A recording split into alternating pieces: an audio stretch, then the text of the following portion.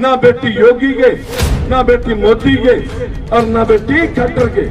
अरे बदकिस्मती है देश की बेटियां, वो बेचारे देश को जो गुरुद्वारा में मंदिर में हलवे खा खा के इस देश के ऊपर जिन्होंने अपने घर नहीं बसाए वो देश बसाना चाह रहे हैं। अब हमने पत्थर मारने हैं, मैं इसलिए हेलमेट कर लेता हूँ ताकि पूरा देश देखे कि भाई बुढ़ा साहब आपने दलित और पिछड़े को कितनी नौकरी दी, बताइए। डॉक्टर साहब आपने दलित पिछड़े को जो आप कह रहे थे 2 करोड़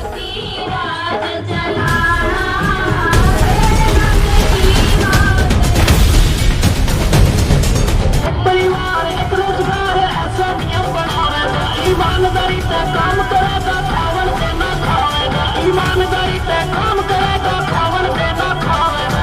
36 जात का भला करेगा, नीति ऐसी बनाती है राजकुमार सैनी जी की हवा से खाती है। क्योंकि मेरे पास ये खबर आ रही है कि भाई हमने पत्थर मारने हैं, मैं इसलिए हेलमेट कर लेता हूँ ताकि पूरा देश देखे कि भाई इस देश में अभी ये देश आजाद नहीं हुआ। क्योंकि यहाँ पत्थर मारने वाले लोग आए हुए हैं, वो लोग ये कह रहे हैं कि अभी आप लोग आजाद नहीं है। इसलिए मैं हेलमेट रख करके फिर जो है ना भाषण दूं ताकि पूरा देश देखे ये लोग जो है ना इस देश को क्या करना चाहते हैं। हम ये गरीब जनता जो आज 10 पैसे हिस्से पे है, दलित और पिछड़े की आजादी अभी हुई है नहीं हुई भगवान जाने, लेकिन हमें इस बात का एहसास है ताकि ये देश भी देख ले। हम चाहते हैं कि अगर आप प्रजातंत्र के अंदर अपनी बात कहने में किसी आदमी को रोकने का प्रयास करते हैं तो हमें कम से कम ये तो पता लग जाएगा कि आखिर इस जनता की आप वोट क्यों लेते रहे। हमने हर बार आप लोगों को सर के ताज बना के रखा, हर बार लोगों को अपने सर के ताज बनाने के बाद उनके हाथों की तरफ देखा कि हमारे लोगों को भी कुछ न कुछ मिलेगा। भगवान कसम आज देश पे भाषण दलित पे, पिछड़े पे, किसान पे, मजदूर पे, बेरोजगार पे, सारे नेता भाषण किसानों, दलितों, पिछड़ों, मजदूरों, बेरोजगारों और महिला सुरक्षा पे भाषण दिए जाते हैं। अरे बदकिस्मती है इस देश में जो 18 घंटे काम करती हैं हमारी बहनें, ये 18 घंटे काम करने वाली अपने पति के सामने भी उठ नहीं कर सकती। आज लखीमपुर खीरी, हाथरस के अंदर और ठीक इसी तरह बलिरामपुर के अंदर लोगों ने दलित समाज की 3 बेटियों के साथ हाथापाई की। मेरा साहब, मेरा साहब, मेरा साहब, वापिस आओ, वापिस आओ, वापिस, सारे बच्चे वापिस आए। अभी आपको दोबारा एक और प्रोग्राम देना, आप भागम भाग नहीं करेंगे। जो लठ बजेंगे वो हम खड़े आपके आगे। कम से कम इस देश के अंदर ये तो मैसेज जाना चाहिए पूरे देश में कि आखिर देश के अंदर हो क्या रहा है। यहाँ मीडिया खड़ी है, पूरा देश देख रहा है, लोगों का पता लग जाएगा। और हमारे जो लोग, आप लोग अपने आप को आजाद समझ रहे हैं। अगर आपका कोई भाई, आपका कोई नेता, आपके कोई हमदर्दी करने वाला व्यक्ति अगर आपके सामने उसे दुत्कार दिया जाए, उसे फटकार दिया जाए, क्या कभी आपने उन लोगों की ये पूछा कि आपके नेता आते हैं, हम दरी बिछाते हैं, सेवा करते हैं, पानी पिलाते हैं, चाय पिलाते हैं। अरे मेरे भाइयों, किसानों पे भाषण, अगर किसान का भला चाहते हैं लोग ऊपरले वाले तो किसान को और मजदूर को इकट्ठा जोड़ करके 300 रुपये सरकार दे रही है, 300 रुपये किसान दे देगा। मजदूर की दिहाड़ी जब 600 रुपये हो जाएगी, 600 रुपये में 18,000 रुपये मिलने के, किसी को 5 किलो दाने लेने की लोड़ नहीं पड़ेगी। मेरे भाइयों, 5 किलो दाने 100 रुपए के हैं। ये 100 रुपए के 5 किलो दाने हमारे देश के अंदर 10 रुपए हम दे के आते हैं और 90 रुपये 30 दिन में बचे। 30 दिन का मतलब है 3 रुपये रोज।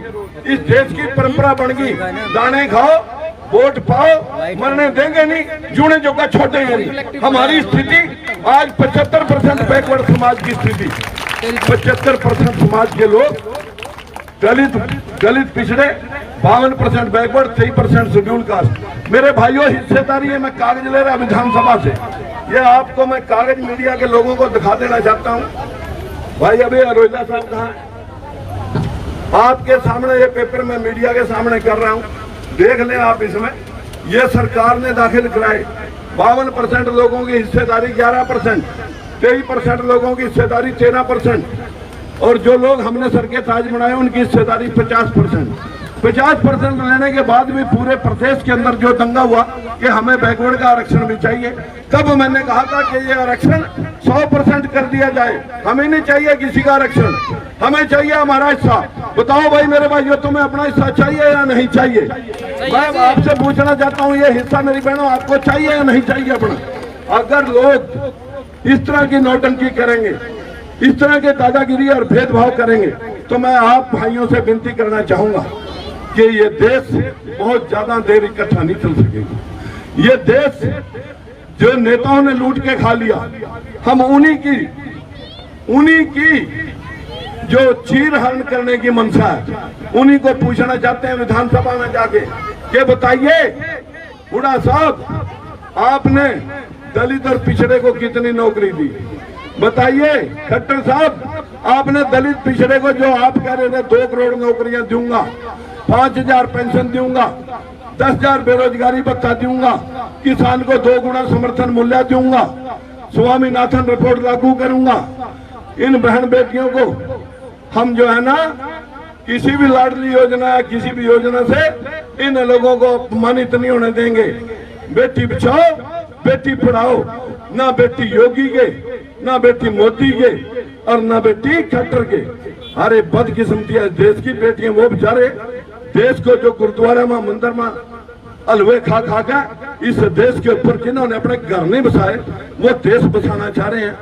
ये देश बसाने के लिए अगर चाहिए, अगर आपको कोई गाड़ी ठीक करानी तो अच्छे मिस्त्री पर जाएंगे, अगर आप बीमार हैं तो अच्छे डॉक्टर पर जाएंगे, बच्चा पढ़ाना तो अच्छे मास्टर पर जाएंगे।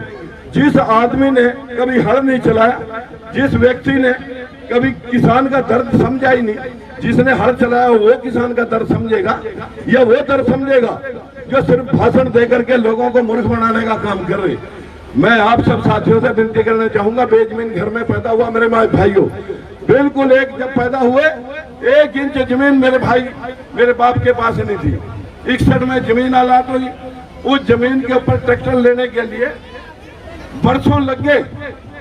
पिताजी नाट गए कि मैं जमीन के ऊपर कर्जे पे कागज पर दस्तखत नहीं करूंगा। मेरी अम्मा थी जो जिसने कागज के ऊपर दस्तखत करे बैंक में जाके, और फिर पीछे पीछे पिताजी उस ट्रैक्टर से दुनिया भर का किराया किया, गोबर ढोया मैंने बीए करने के बाद। मैं आप सब भाइयों से विनती करूंगा, बाल मजदूरी कर रखी है 4 रुपए की। आज कह सकता हूँ 10,000 बच्चे जो आपके घर में सिलेंडर लगता है, जो आपके घर के अंदर सरिया लगता है बिरला का, वो राजकुमार सैनी वहां से पैसे लेकर के आपकी लड़ाई लड़ रहा हूँ। बदकिस्मती है देश की, जो लोग इस देश के अंदर जमीन से उठ करके आपको इंसाफ दिलाना चाहते हैं, लेकिन आप डर करके अपने घरों में बढ़ जाते हैं। मुझे ये कहते हुए ग्रज नहीं हो रहा, ये जो हालात है देश के, ये एक दिन में नहीं बने, ये 73 साल के अंदर हालात है। इन 73 सालों के अंदर जो हमारी स्थिति बनी, साथियों इस देश के अंदर काम करने वाला भूखा मर रहा। इस देश के अंदर 20 किले का किसान भी आज अपने घर पे प्लास्टर नहीं कर सकता। इस देश के अंदर साथियों आधी देर गरीबों का चूल्हा ठंडा रहता है। बहन बेटियों की अजमत जब स्कूल में जाती है तो जब तक माँ बाप ठहराता रहता है, जब तक बेटी घर नहीं आती। क्या करें इस देश का? जो लोग कप्तान बने इस देश के, जिन्होंने न हाथ चलाया, न खेती का घाटा नफा देखा, न बहन बेटियां की इज्जत समझी, और न किसी मजदूर की, उसकी तो खैरियत किसी ने लेनी थी। हमने आपके लिए बंसीलाल की सरकार में 2 भर्तियां देखी। जब हमारे लोग 10% नहीं लगे, विरोध किया तो पार्टी छोड़नी पड़ी, एमएलएशिप छोड़नी पड़ी, मंत्री पद छोड़ना पड़ा।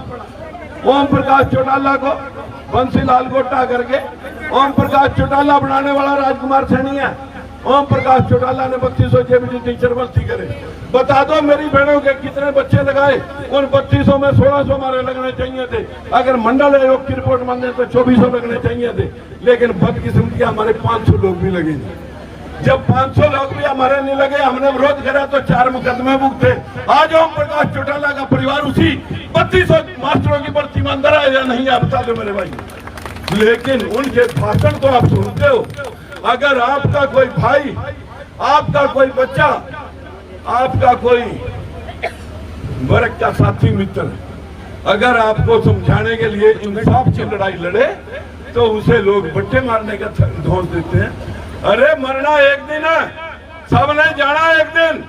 मैं इस दिन के लिए आप भाइयों को विनती करना चाहता हूँ, इस देश का नाश पाखंड अंधविश्वास की वजह से हुआ। यहाँ देश में 33 करोड़ देवी देवता, 140 करोड़ लोग, जिस देश में सारे भगवान हो वही देश भूखा मर रहे हो। इस देश की स्थिति ऐसी हालात है जिस देश के लिए अंधविश्वास और पाखंड ने हमारा देश सोने की चिड़िया था। दुनिया भर का लोहा, कोयला, सोना, चांदी, बहता हुआ नदियों का पानी, कितने लोगों को हम रोजगार पे लगा सकते थे। जैसे चाइना के 90 करोड़ लोग थे, अपने लोगों को आबादी कंट्रोल करी, हम दो हमारा एक, सारे विश्व के ऊपर आज चाइना का सामान बिक रहा। हमारे देश में आपकी गड़ियां, लड़ियां, मोबाइल सब आपके बिक रहे हैं। लेकिन क्या करूं, हमारे देश के बच्चे कंगाल और चीन के बच्चे माला माल। अरे मेरे भाइयों, इस देश के नेताओं ने तब भी मंदिर बनवाए और आज भी मंदिर बनवा रहे हैं।